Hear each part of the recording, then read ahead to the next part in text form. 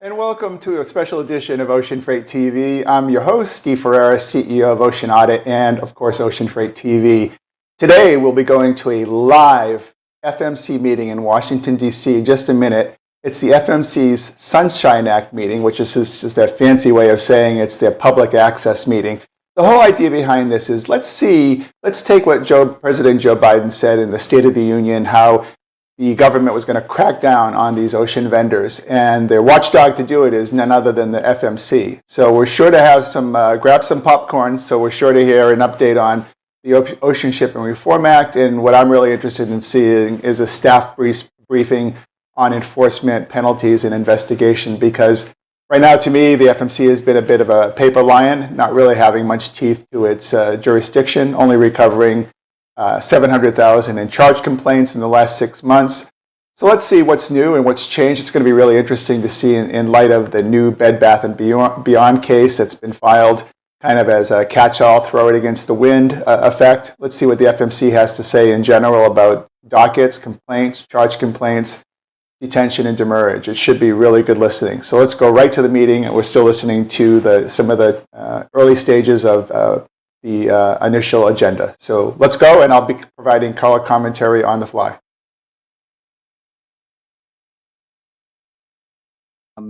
And acknowledge them for their efforts.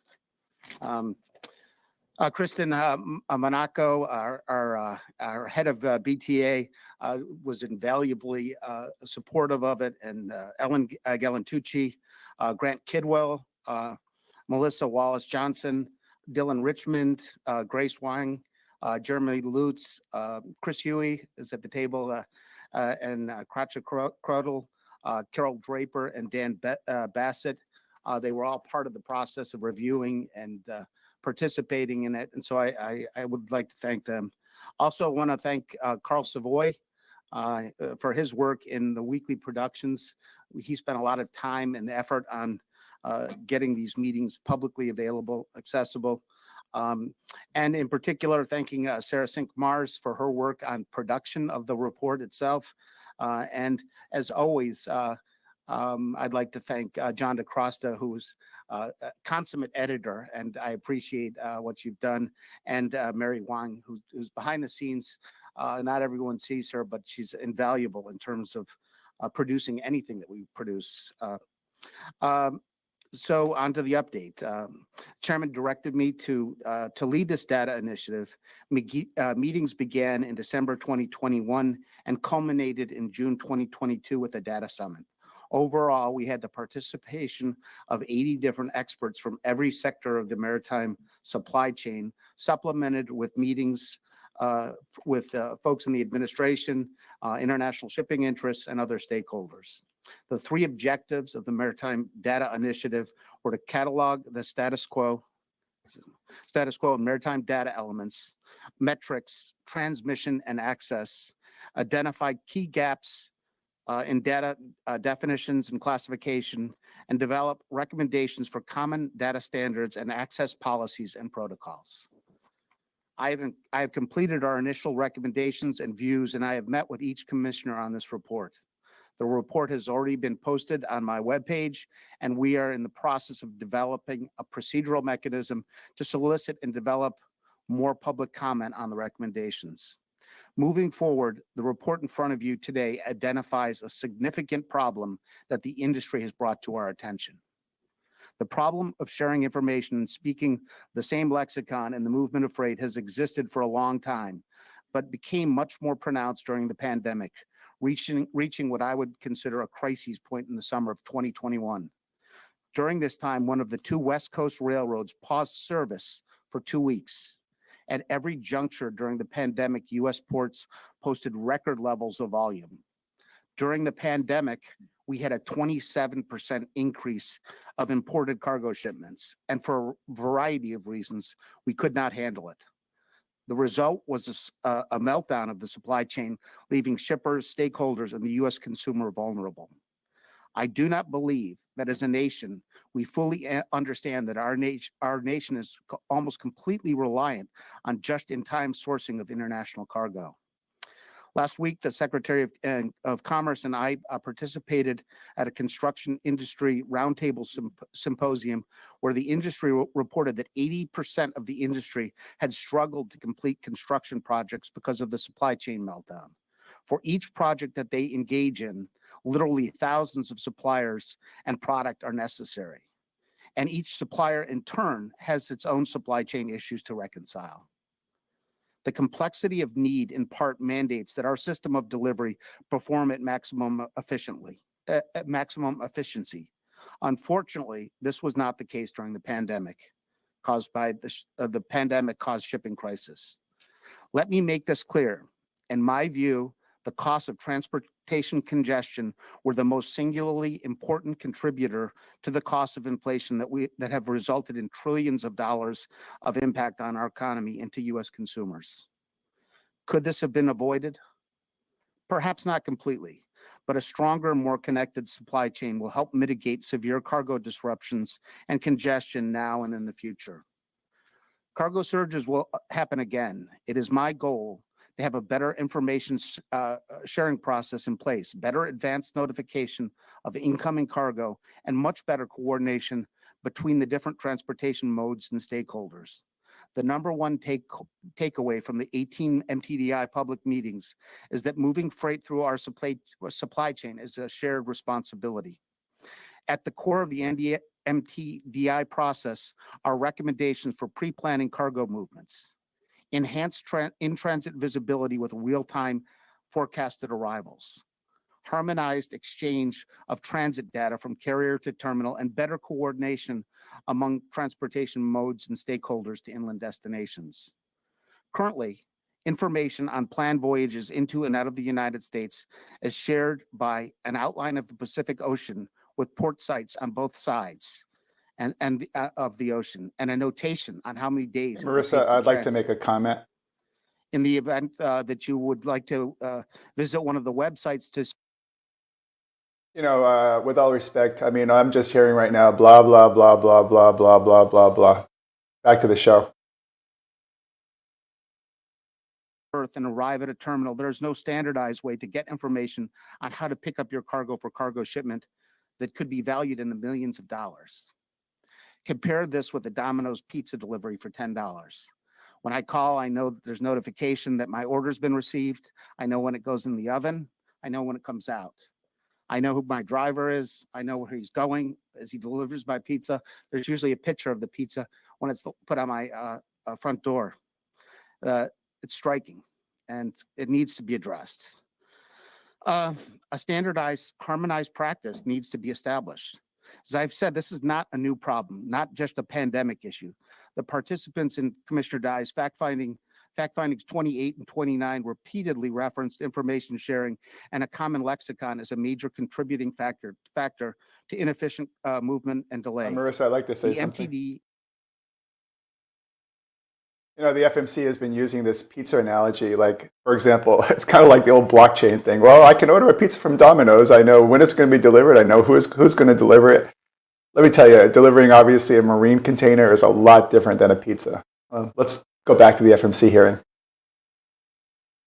Consulted our international colleagues involved in shipping, and I will tell you, they are interested in what we are considering and acknowledge that it is an issue of enormous consequence and in need of a solution. Just this week, the state of California announced an MOU for launching a collaborative for data sharing and the availability of $27 million in funding. To capitalize on this investment, we need to establish standards governing what information needs to be supplied by the industry and to make this technology work. It's vitally important to point out that the entire MTDI process has been completely and utterly transparent. I'm proud to say that the public, industry stakeholders, academia, and each of the FMC commissioners sitting here today participated in the MTDI meetings, and will continue to have the opportunity to constructively contribute to the final MTDI product. Further to this point, each of the 18 MTDI meetings that we convened in 2022 were recorded and are on our YouTube, FMC YouTube channel. that has 18 hours of supply chain data experts and users actively answering and discussing the data questions asked throughout the meetings. We have posted comments to this process on my webpage as well. I strongly encourage the FMC to continue to engage with the public and its stakeholders in this fashion. Finally, I will be meeting with the chairman to discuss avenues that we can make this report public to get comment on it. And I look forward to any questions from my colleagues. So. Thank you, Commissioner Bensel. We'll go to questions and comments about your presentation in order of seniority. Commissioner Dye. Thank you for this hard work. We appreciate it. Information, data sharing, what information has become the main issue. Marissa, I'd like to say something. Supply chain issue. Commissioner Dye is just taken off guard by this whole process of this Maritime Data Initiative. You can tell she's not really prepared to ask a question, and they have to kind of go through this rubber ducky 1, 2, 3 of each commissioner member asking a question. But, you know, I'm just hearing a word salad right now. What do you guys think? Back to the agenda. All of this is important to the country's being able to move forward and change, because we know from the experience that we've had during the after effects of the shutdown and the pandemic, if we don't change, the country cannot grow. And all of us are interested in making sure that our economy becomes more vibrant and that the freight delivery system is strong and supportive of that economic growth. So thank you very much. Commissioner Sola. Thank you, Mr. Chairman.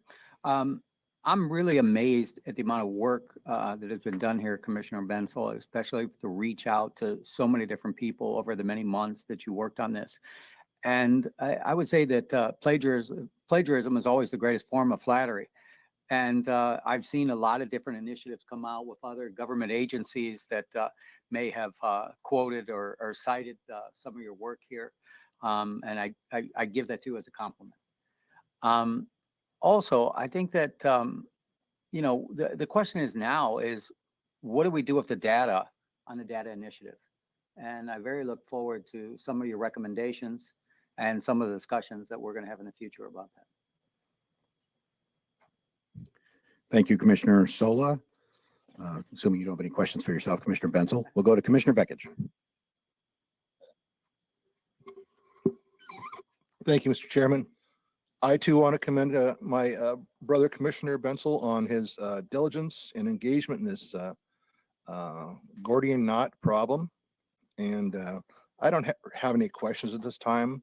I've worked in the data industry on the waterfront in the real world, and so anything that can happen that can make sense out of a very complicated system and a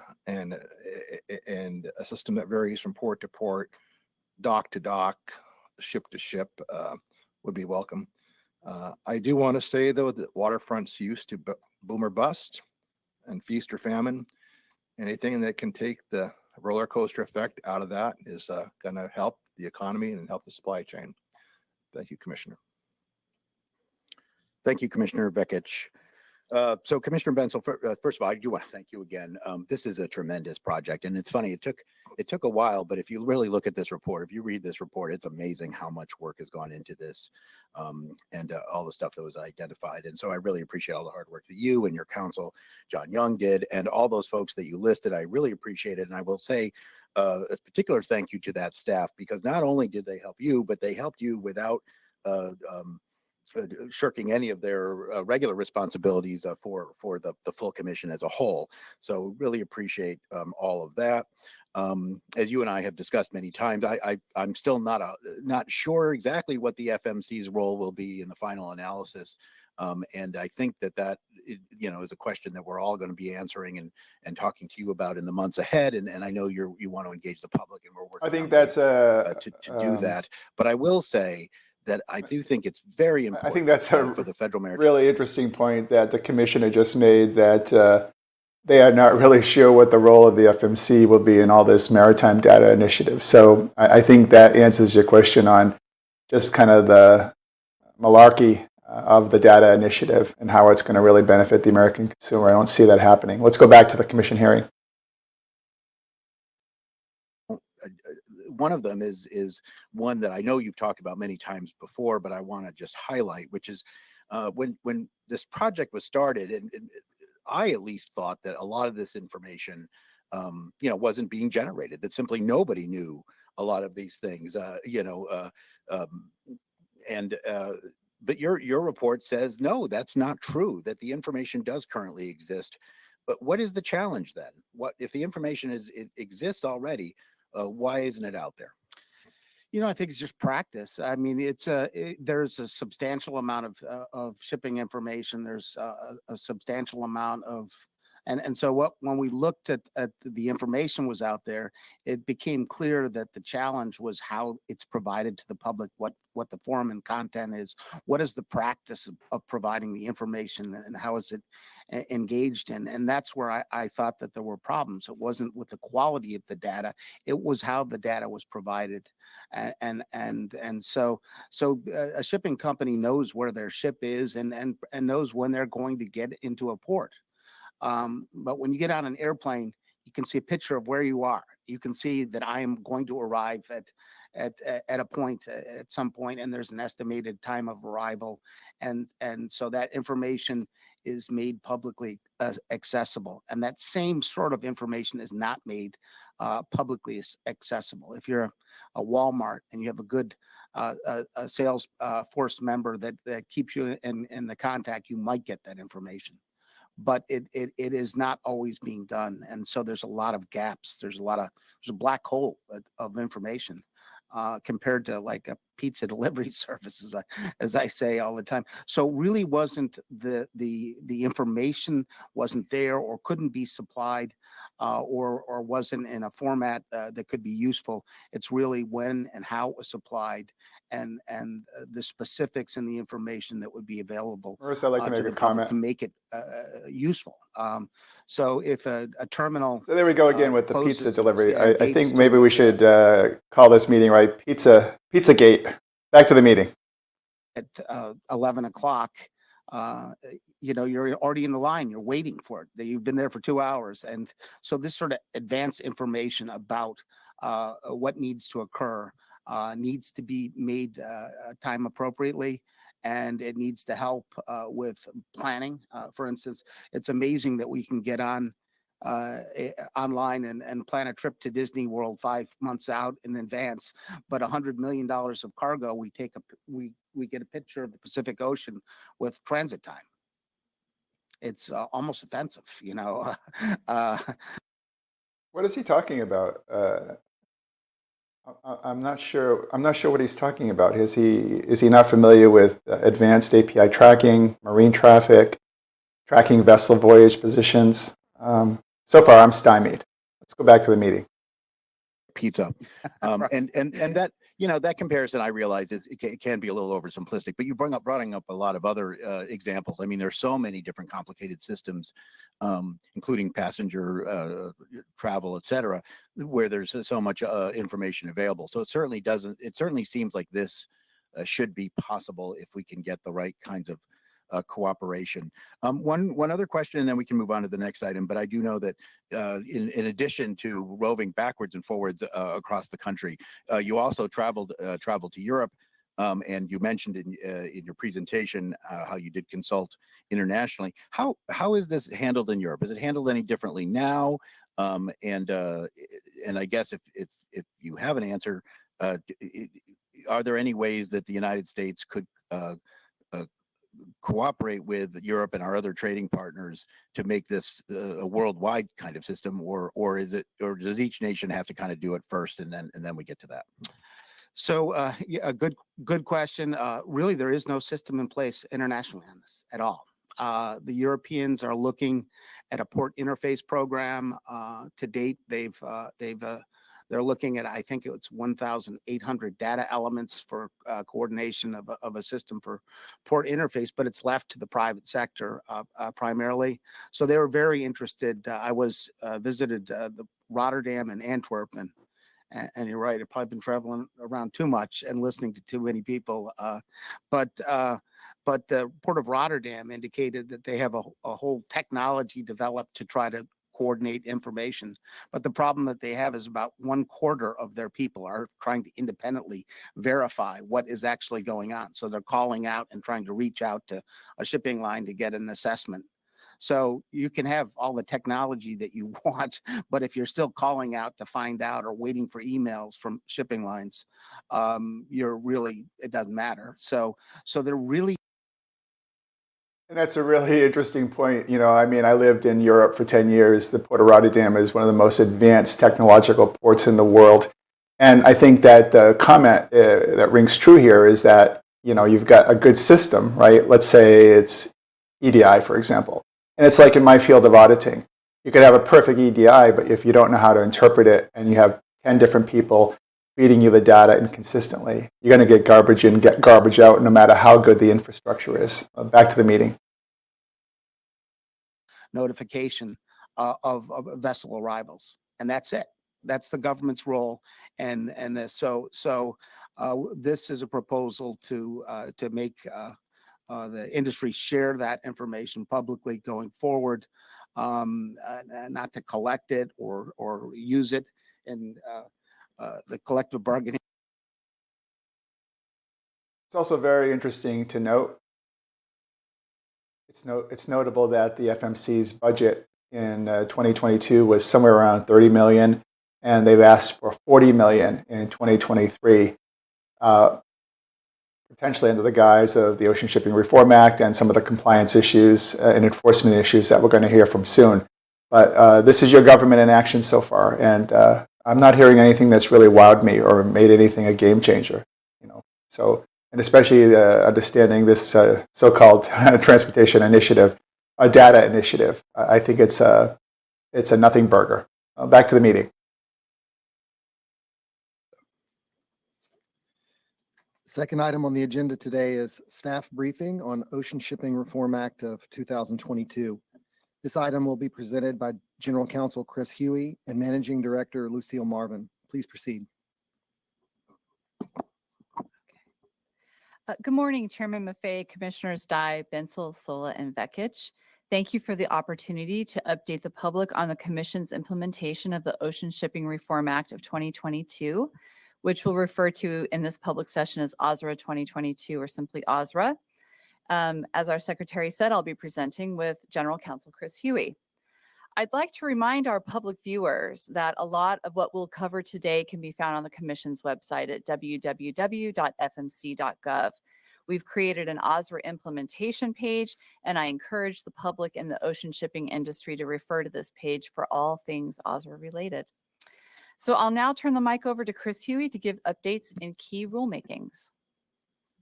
Thanks, Lucy. Good morning, Mr. Chairman and Commissioners. When OSRA became law in June 2022, it made numerous changes to the regulatory framework, 3 of which were that it mandated the agency complete 3 specific rulemakings, 1 on demurrage and detention, 1 to define unfair or unjustly discriminatory methods by common carriers, and 1 to define what constitutes an unreasonable refusal to deal with respect to vessel space accommodations. First, demurrage and detention. OSRA addressed demurrage and detention in Section 7B, and this empowers the Commission to adjust the requirements of an invoice through the rulemaking process. Based on interim recommendations made in FMC Fact Finding 29, the Commission had already begun this project through an advanced notice of proposed rulemaking in February 2022, before OSRA became law. Following the passage of OSRA, the Commission issued a notice of proposed rulemaking in October 2022. The draft rule proposed to adopt minimum information that common carriers must include in a demurrage and detention invoice, add to this list additional information that must be included in or with a demurrage or detention invoice, begin to define prohibited practices by clarifying which parties may be appropriately billed for demurrage and detention charges, and establish practices that billing parties must follow when invoicing for demurrage or detention charges. The comment period for this proposed rule closed in December 2022. The Commission received close to 200 comments on the draft. We, meaning Office of General Counsel, are in the process now of drafting a final rule for the Commission's consideration. Second is refusal to deal. Section 7D of OSRA explained that the prohibition on unreasonable refusal to deal or negotiate includes situations regarding the provision of vessel space accommodations provided by an ocean common carrier, and directed the Commission to complete a rulemaking to define the language unreasonable refusal to deal or negotiate with respect to vessel space. We started this rulemaking immediately upon the passage of OSRA, and a proposed rule was published in September 2022.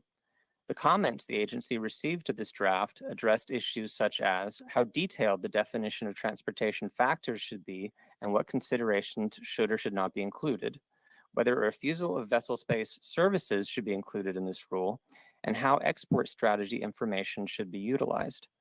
After reviewing the comments submitted in response to the proposed rule, and as first announced at the Commission meeting in January of this year, we are now drafting a supplemental notice of proposed rulemaking, which will present changes to the draft rule and which will allow public comment on those changes.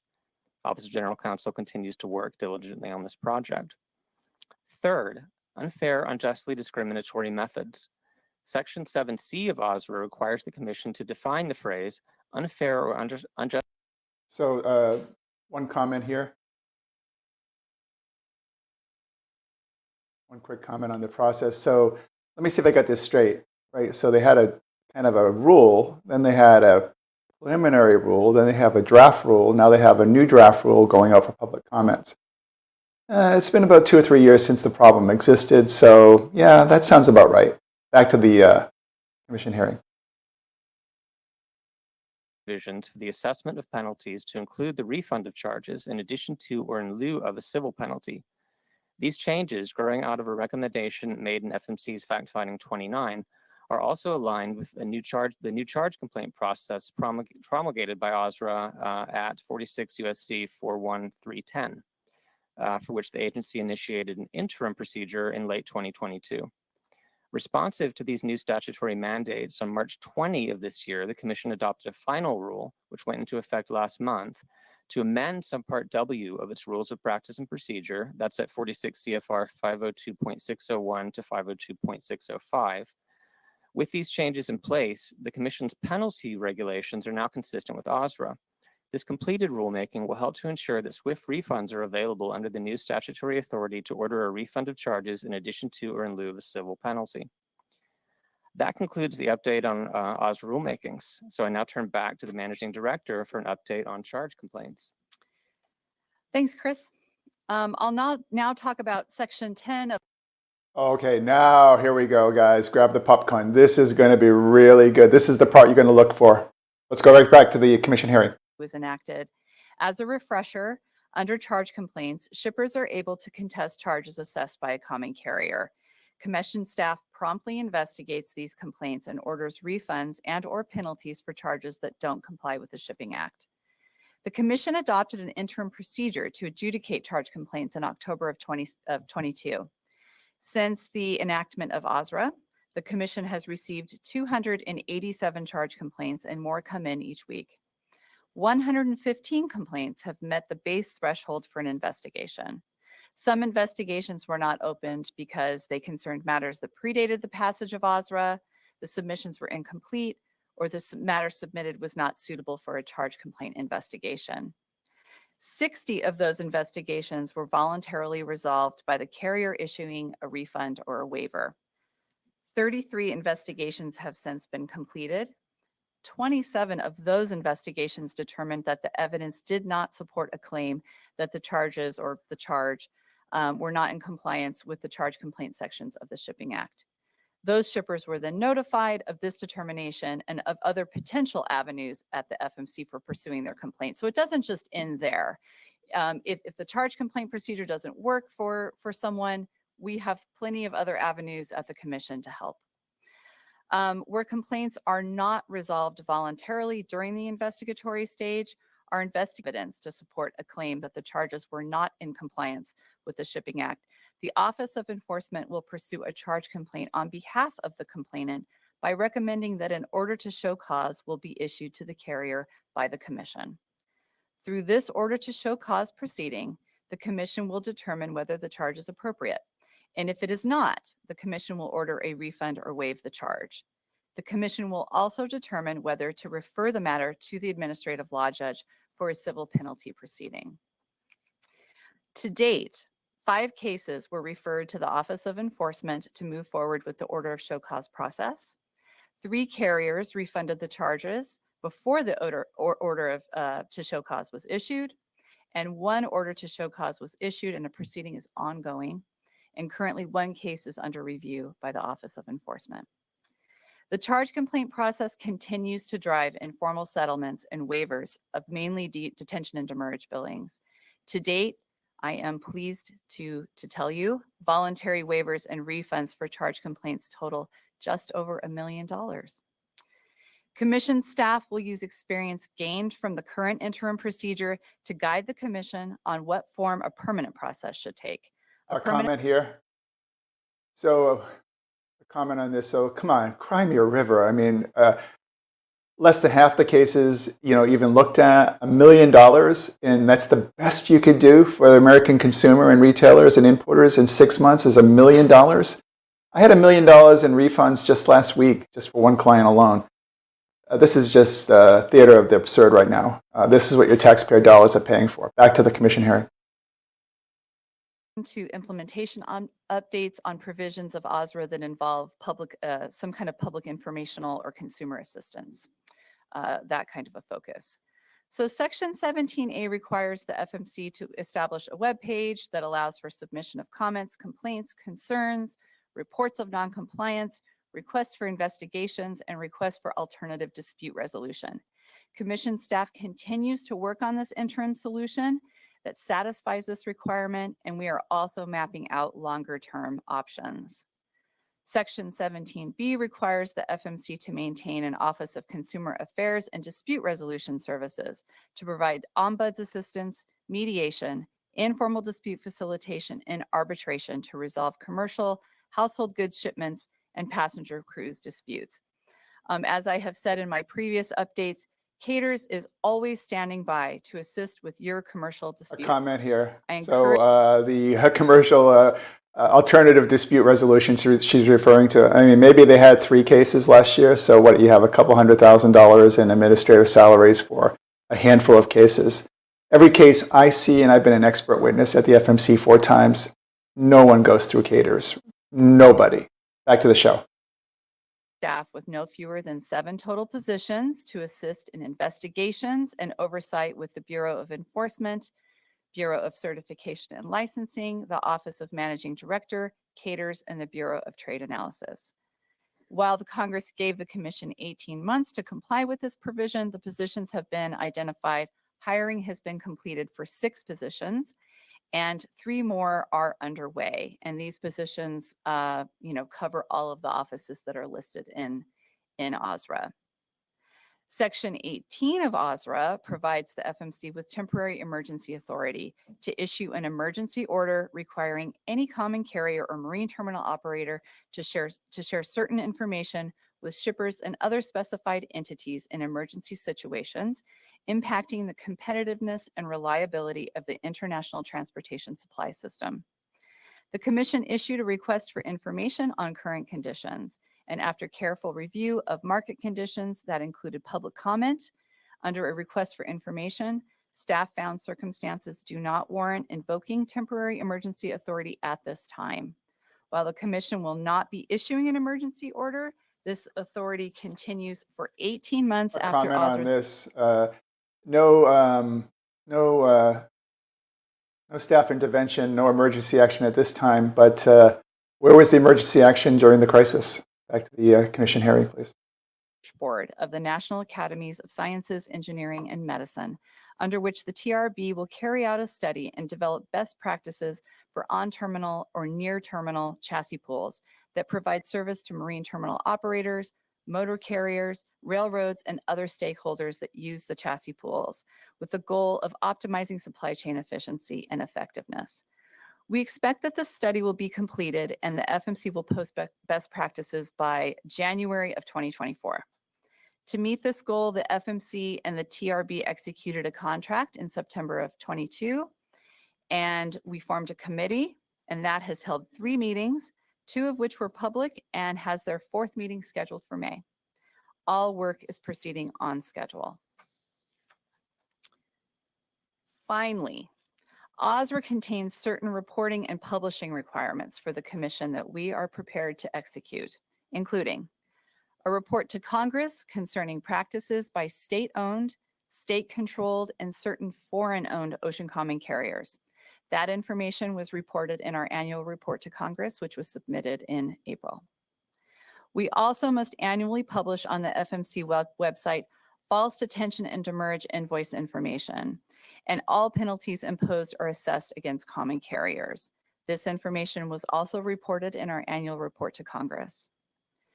The FMC is also responsible for publishing a quarterly report describing the total import and export tonnage, the total loaded and empty TEUs per vessel making port in the U.S. and its territories.